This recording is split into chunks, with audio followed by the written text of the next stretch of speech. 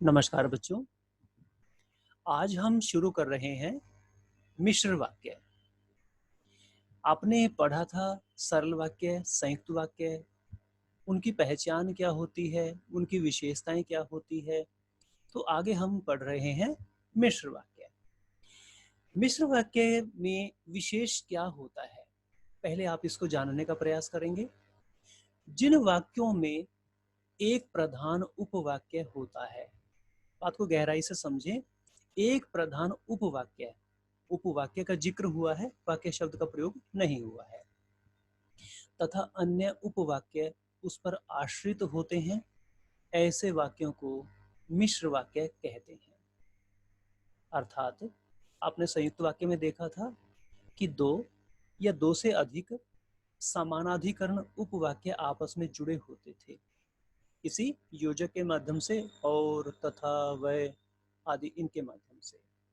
लेकिन इसमें एक अलग जो बात सामने आई है हमारे, कि मिश्र वाक्य में प्रधान उपवाक्य होता है वो एक ही होता है।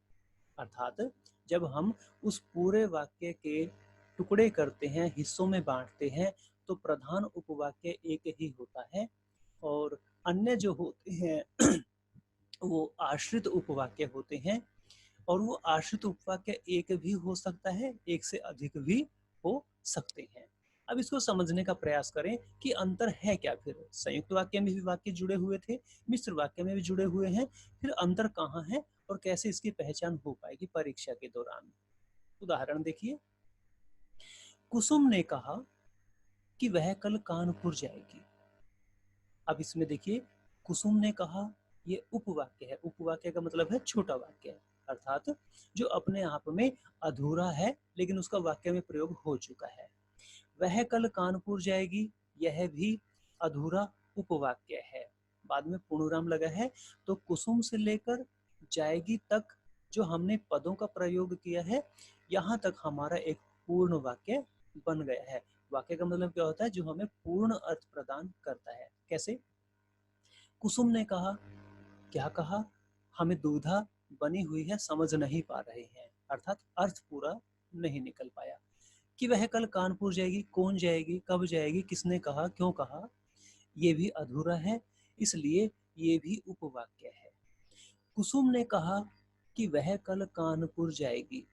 अब ये कुसुम से लेकर जाएगी तक जो हमने वाक्य का निर्माण किया है, अब यह पूरा अर्थ देने में सक्षम है।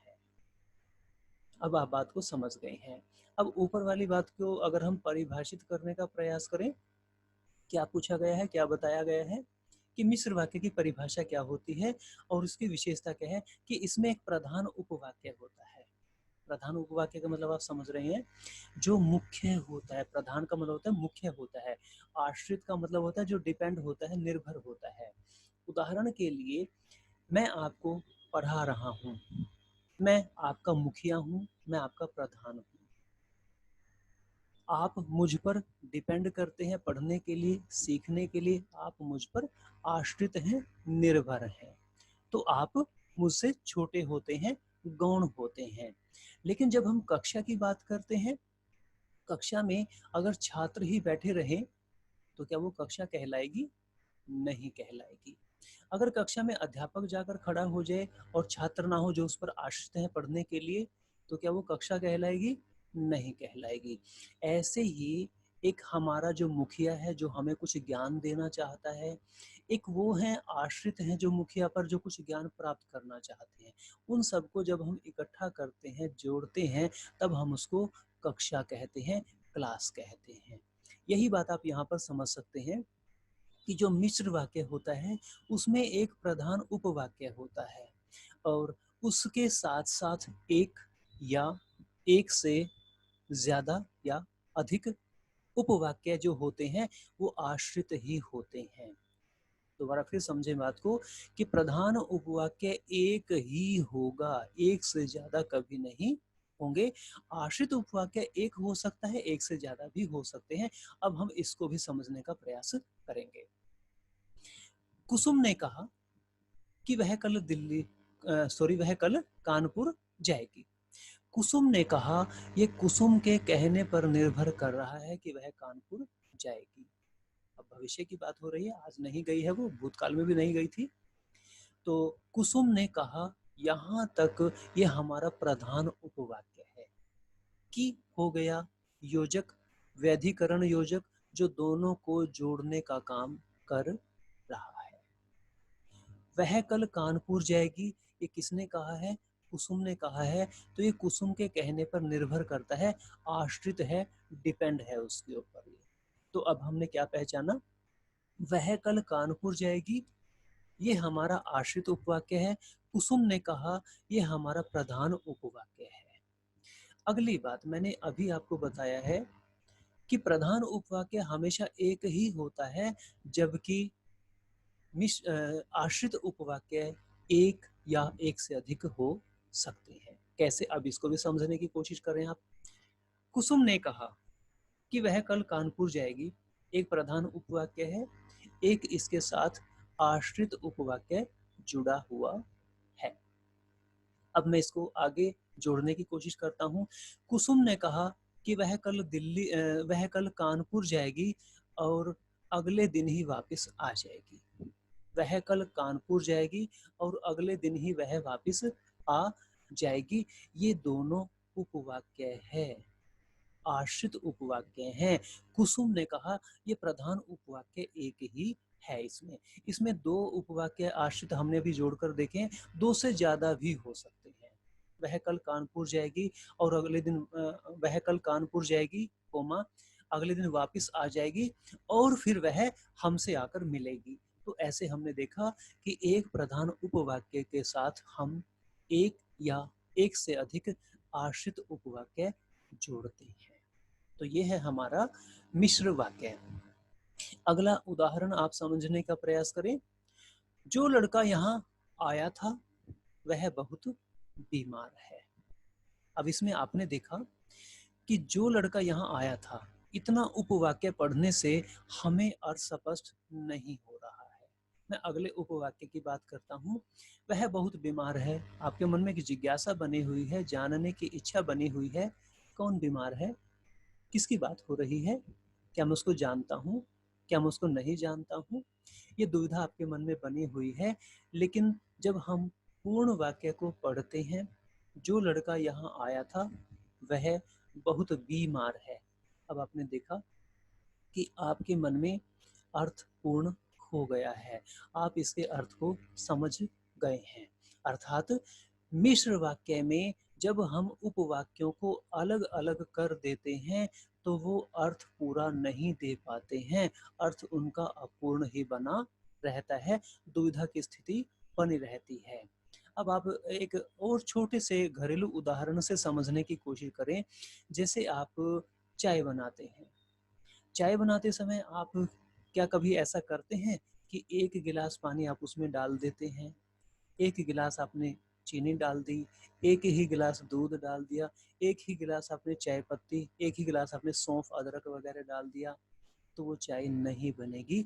उसमें मात्रा कम या ज़्यादा होती है। कौन सी चीज़ ज़्यादा चाहिए हम उसकी ज़रूरत के हिसाब से उसको डालते हैं, कौन सी कम चाहिए उसके हिसाब से हम उसको उसमें मिक्स करते हैं, मिलाते हैं, तब हम उसका जो मिश्रण होता है वो मिश्र हो जाता है हमारे सामने, तब वो चाय का रूप ले लेता है। ऐसे ही मिश्र वाक्य में भी एक चीज प्रधान है जो मुखिया होती है, उसके साथ कुछ और आश्रित चीजें जुड़ी होती हैं, वो आपस में इक्वल नहीं होती हैं, बराबर नहीं होती हैं।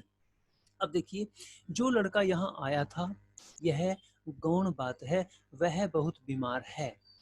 यह हमारा प्रधान उपवाक्य हो गया। अब हम इसको कैसे पहचानते हैं कि प्रधान कौन सा है, आश्रित कौन सा है, इसकी चर्चा हम आगे करेंगे।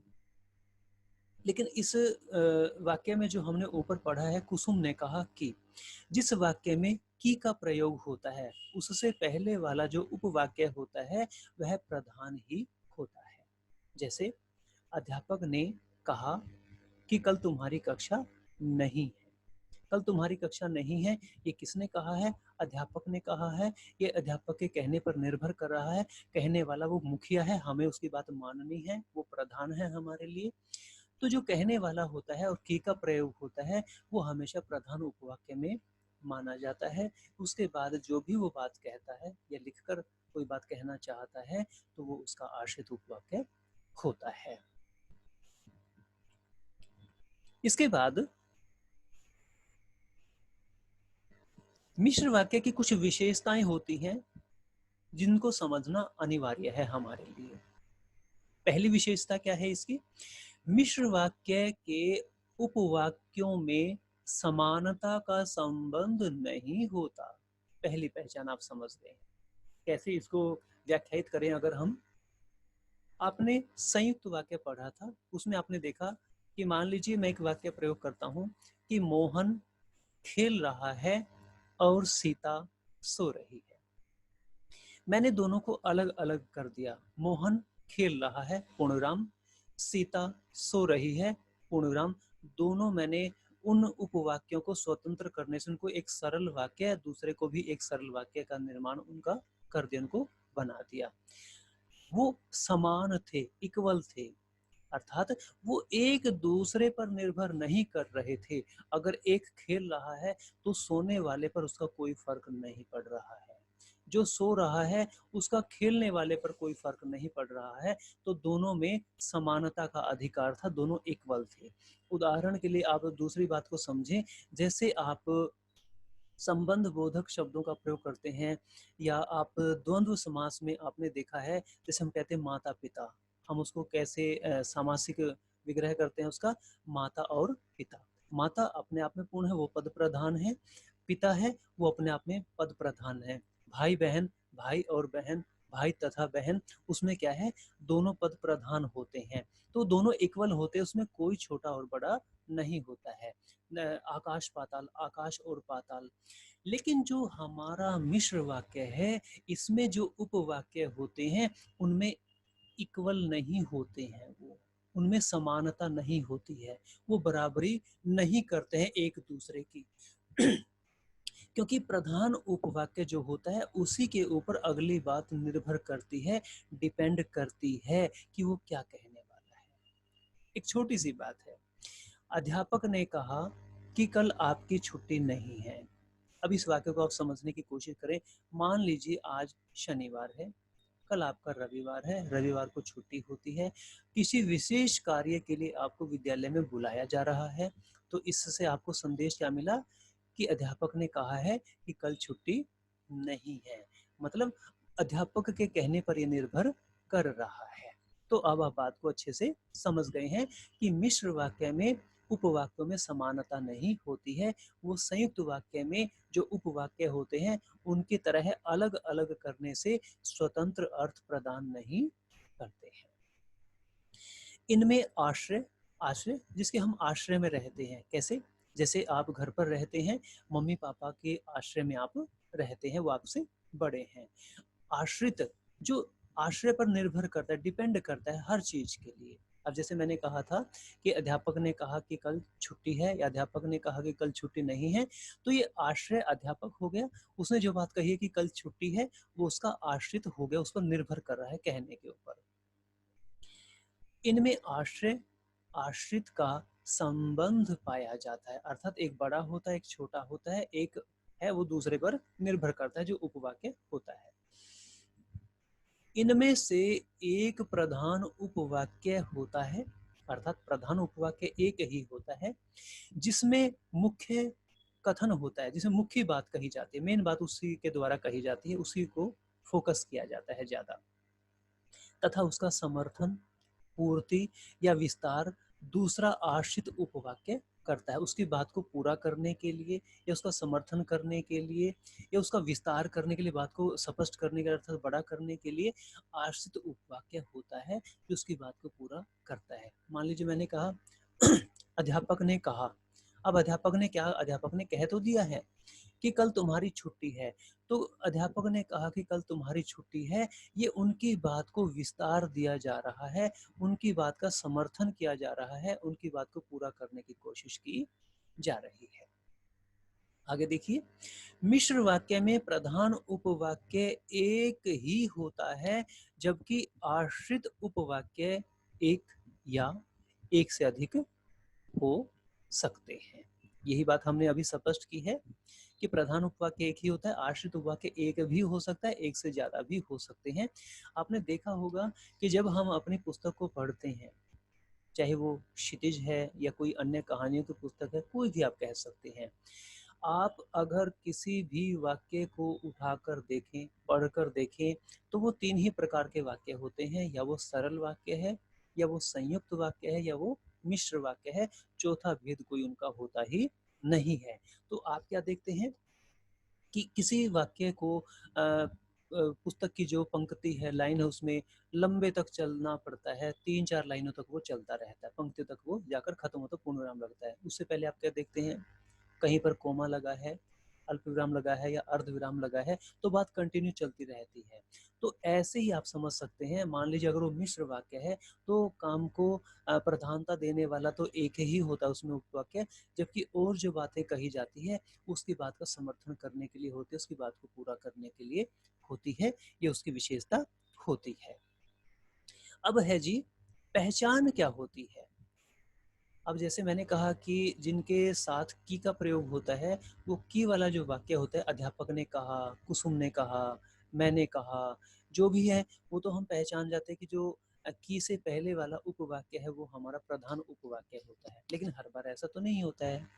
अब मान लीजिए मैं कहता हूँ, यदि आप मुझे 10 रुपए देंगे, अब बात अधूरी रह गई है, तो मैं तुम्हारे लिए एक पेन ला दूंगा, तो मैं तुम्हारे लिए पेन ला दूंगा, कब ला दूंगा, कैसे ला दूंगा, कौन इस बात को कह रहा है, तो ये सारी बातें अधूरी है। तो दोनों उपवाक्य हैं वो एक दूसरे पर निर्भर कर रहे हैं। अब ऐसे उपवाक्य में आप ये कैसे पहचानेंगे कि यदि तुम मुझे 10 रुपए दोगे, ये वाला, या तो मैं तुम्हारे लिए पेन ला दूंगा, इनमें से गौण कौन सा है, अर्थात आश्रित कौन सा है और प्रधान कौन सा है, इसके लिए हमें कुछ पहचान करनी आवश्यक होती है। कुछ नियम होते हैं व्याकरण के, अगर हम उन नियमों को अच्छे से पढ़ते हैं तो इसमें हमारे मन में कोई दुविधा नहीं रहती है, भविष्य में हम अच्छे से पहचान कर पाते हैं। प्रधान उपवाक्य वह होता है जिसकी क्रिया मुख्य होती है, अर्थात जब हमारे सामने मिश्र वाक्य में दो उपवाक्य आपस में जुड़े होते हैं, दो से अधिक होते हैं, तो हमें सबसे पहले यह देखना है कि मुख्य क्रिया किस तरफ जा रही है, किसके साथ जुड़ी हुई है। जैसे मैंने कहा, कुसुम ने कहा कि वह कल कानपुर जाएगी। कुसुम ने कहा, कहना क्रिया मुख्य हो गई, जानने की क्रिया मुख्य नहीं है। अगर वो नहीं कहेगी तो हमें कैसे पता चलेगा कि वो कानपुर जाएगी, अर्थात कहना है, ये मुख्य क्रिया होती है। पहली पहचान आपको ये करनी है। अब आप समझ गए होंगे। आश्रित उपवाक्यों का आरंभ प्राय है अक्सर, ये नहीं कि 100% ऐसा होता, कभी बार कुछ विवादित या अलग से केस ऐसा हो सकता है, नहीं तो मोस्टली ऐसा ही होता है कि आश्रित उपवाक्य से पहले कि, जो, जिसे, जहां, जब तब, तो, अगर, यदि, क्योंकि आदि से होता है। अब आप समझ गए। जैसे अभी हमने कहा था कि कुसुम ने कहा कि वह कल कानपुर जाएगी, तो कुसुम ने कहा कि, अब की के बाद वाला जो है, मतलब ये जो वाक्य था ये की से शुरू हुआ था कि वह कल कानपुर जाएगी, तो ये जो की वह कल कानपुर जाएगी, यह हमारा आश्रित उपवाक्य हो गया। तो ये पहचान हमें करनी आनी चाहिए। जो लड़का मेरे सामने बैठा है, कोमा, वह मेरा भाई है। अब जो लड़का मेरे सामने बैठा वह मेरा भाई है, यह पहचान क्या बताती है कि जो से शुरू हुआ है, जो लड़का मेरे सामने बैठा है, ये आश्रित उपवाक्य हो गया, वह मेरा भाई है, यह बात मुख्य हो गई, प्रधान हो गई। इससे हमें ये भी संदेशा मिलता है, हमें पहचान मिलती है। तो ऐसे हम इनकी पहचान करते हैं। अगली विशेषता क्या है,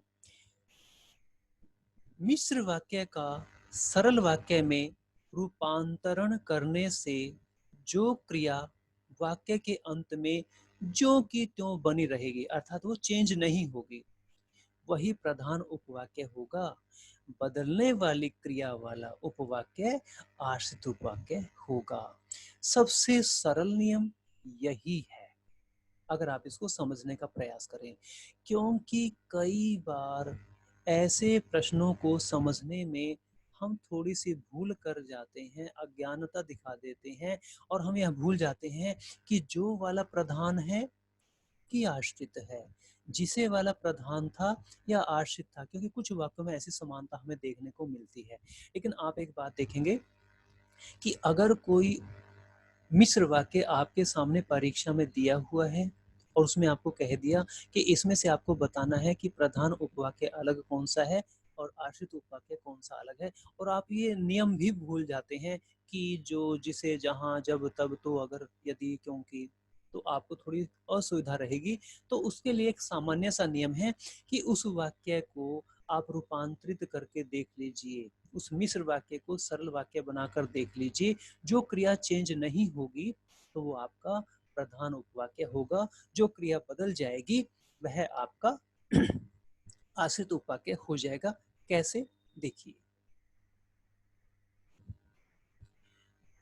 जो लड़का यहाँ आया था वह बहुत बीमार है। यहाँ आने वाला लड़का बहुत बीमार है। अब आपको बात समझ में आ गई? हमने क्या किया, जो लड़का यहाँ आया था उपवाक्य, वह बहुत बीमार है, दूसरा उपवाक्य। अब हमें दुविधा किस बात की है कि सरल कौन सा है, सॉरी, प्रधान कौन सा है और आश्रित कौन सा है।